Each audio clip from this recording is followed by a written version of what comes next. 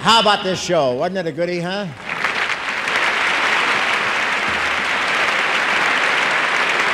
Ladies and gentlemen, I want to congratulate all the winners, and I hope you losers aren't too disappointed. There's a bright side to all this. Remember, you can still run for governor. You know, the folks who dream up those shadows that appear on your neighborhood screen have tonight put their best foot forward. Hollywood peddles not only dreams, but truths. Those figures on the screen are not mere shadows, but living, breathing people who try to solve their problems as their conscience dictates. Never again will Hollywood be accused of showing a lollipop world. Perhaps by showing the nitty-gritty, by giving the world a glimpse of the element of violence and its destructive effect, it will help cool it. Whatever violence the screen has shown was not an example to follow, but to see in its full destructive power. The troubled, kooky characters that have peopled the screens are not examples to emulate, but to learn from and try to understand and hopefully perhaps contrive help for. More and more films have explored the broad spectrum of human experience. They have fearlessly and for the most part with excellent taste examined behavior long considered taboo. And they have contributed greatly to the understanding of the differences that exist among us. The worldwide popularity of American movies proves that Hollywood speaks a universal language, and the neighborhood movie house is in a sense a meeting place of all the people, laughing at the same absurdities, hissing the same villains.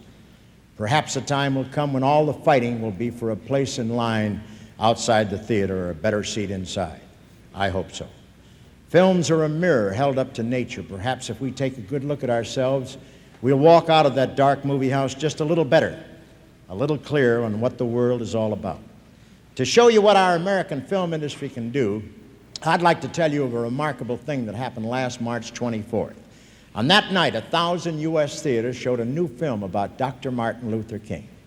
This film resulted from a tremendous nonpartisan cooperative effort to raise funds to help solve America's racial problems the nonviolent way, the Martin Luther King way.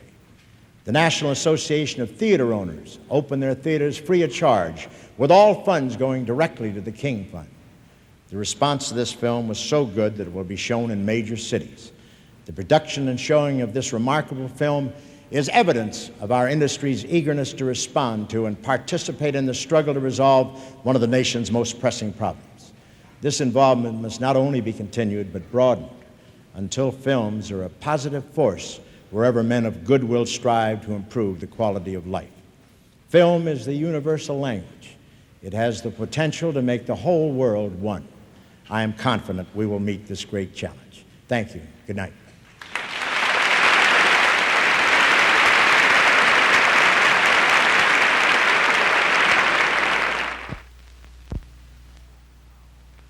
And now, to all of tonight's winners and to the entire motion picture industry, congratulations and best wishes from Eastman Kodak Company.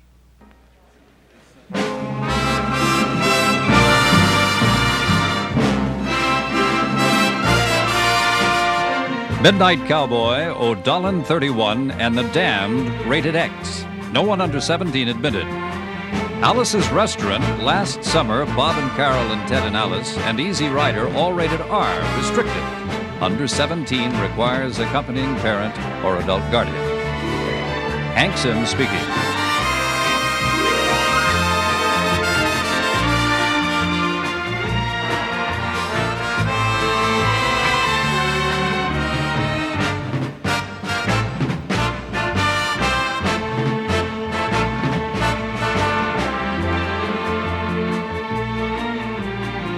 Midnight Cowboy, O'Donnell 31, and The Damned, rated X.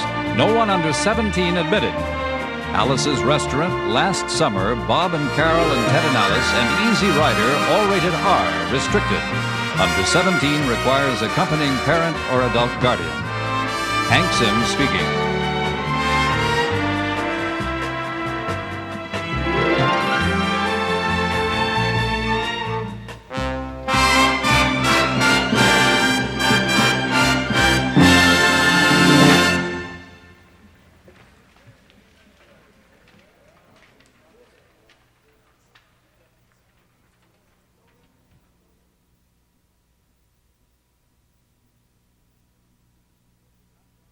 The countdown begins for another incredible journey into space. Share the excitement when astronauts Lovell, Hayes, and Mattingly board Apollo 13 for blastoff, Saturday afternoon at 1:30, 12:30 Central Time, here on ABC.